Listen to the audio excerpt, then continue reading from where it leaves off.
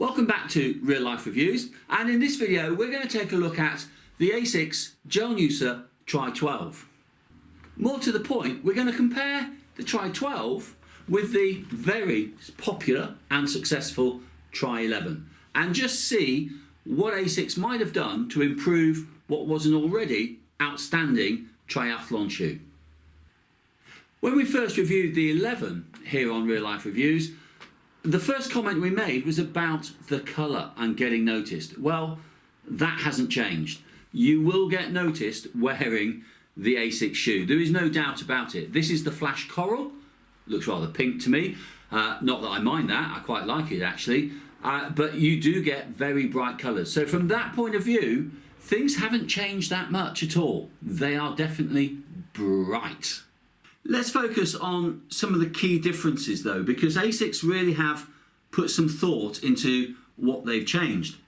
Now the first big difference, and probably for many of you, the biggest difference here is that these now come on a neutral platform. The 11 was a bit of a stability shoe. This on the other hand, across from medial to lateral, this has a consistent density of foam. So no longer do we have something that Asics were quite well known for, and that's giving you that support as a slight pronator. So we've got now a neutral platform to the shoe. Has that made a big difference? Well, I quite like the support.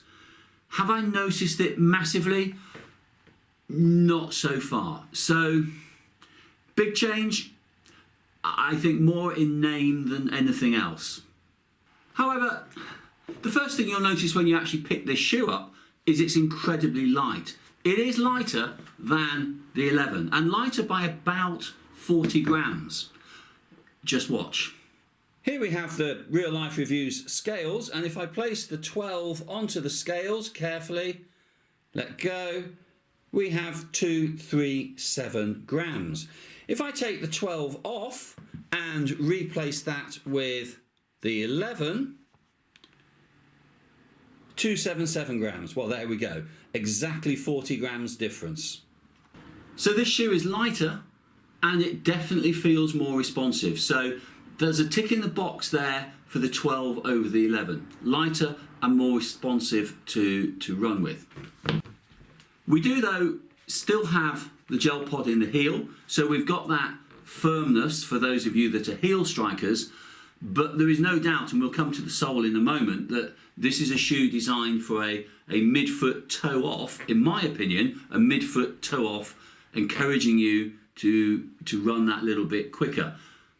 Another feature that you will notice as soon as you pick this shoe up and just get hold of it and put your feet in it, is that the mesh on the top is much lighter, it's jackered mesh, and it's much more breathable. This shoe is very barefoot friendly. Clearly, it's also very friendly if you're wearing socks. And what we've got here is a shoe that is very competent on long course to Ironman, but is also incredibly friendly for a sprint try and just no socks, whacking your feet in and getting on with the job.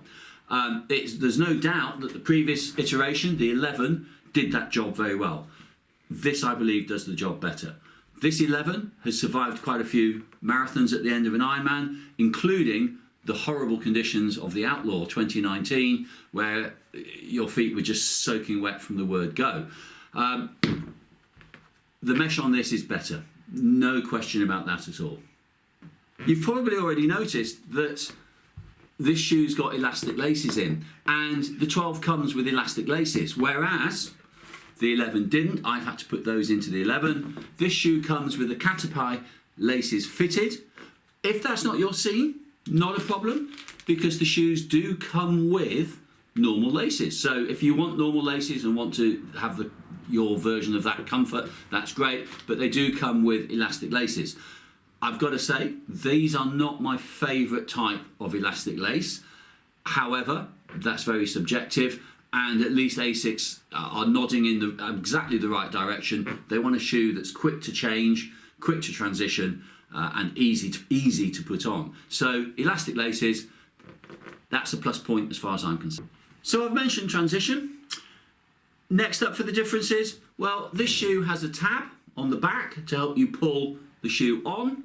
And it also, in the tongue, if I just pull the tongue out and show you, it also has a hole in the tongue that you can get your finger in and pull and get the shoe on.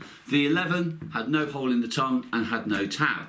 Now, personally, I prefer a loop to a tab, but again, that's me being subjective, and I just like to get my finger in and give it a stronger tug. I've tried this shoe out in my own transitions. I've yet to do it in anger and see how this tab survives. It doesn't feel the strongest tab, but it's not failed on me. Are these shoes quick to put on in transition? Well, they're not bad. I've got to admit, I'm not the best at putting shoes on in transition.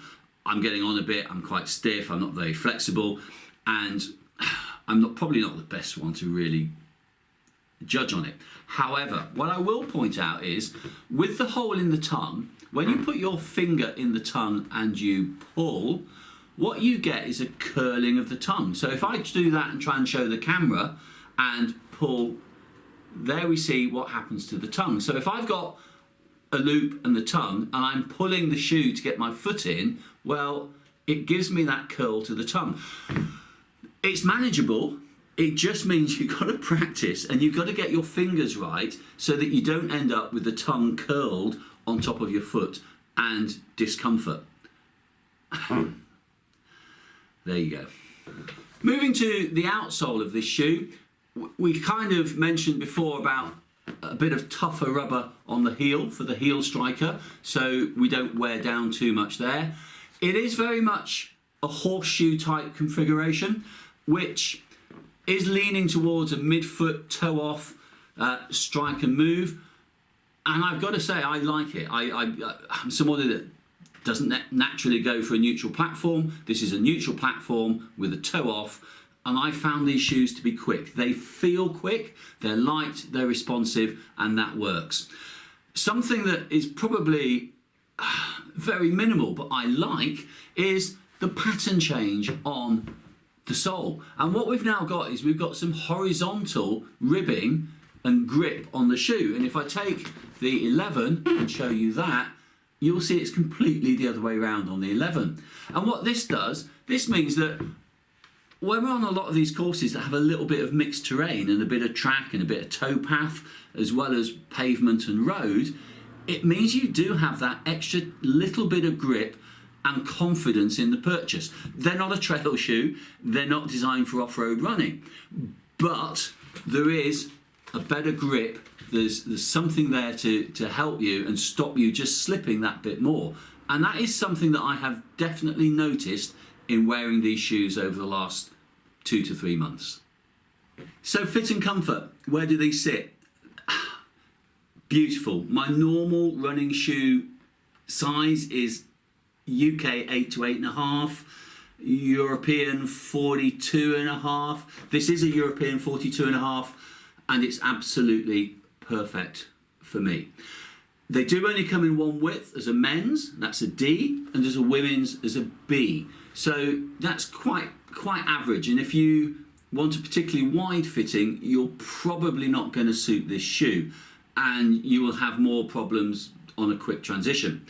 If you're a lady with a wider foot, well, I would seriously recommend trying on a pair of the men's shoes, because essentially they are the same shoe, but they're a bit wider. If you like this video, please give it a thumbs up and share with your friends. If you want to buy a pair of these shoes, well, there's a link to Wiggle in the description down below, and everything you buy through there, and they're great prices as well, and you get some good deals, the channel just gets a small percentage, you pay no more, which helps the channel keep going. If you haven't yet subscribed to the channel, well, click on the picture down there. We've also got a link to our website where you'll find some more affiliate links and some good deals. And if you'd like to see a couple of other shoe reviews, well, we've got the Ultra Olympus 3.0 up there and the Hoka Ona Speedgoat 3 up there. Thanks again for watching. See you soon, I hope.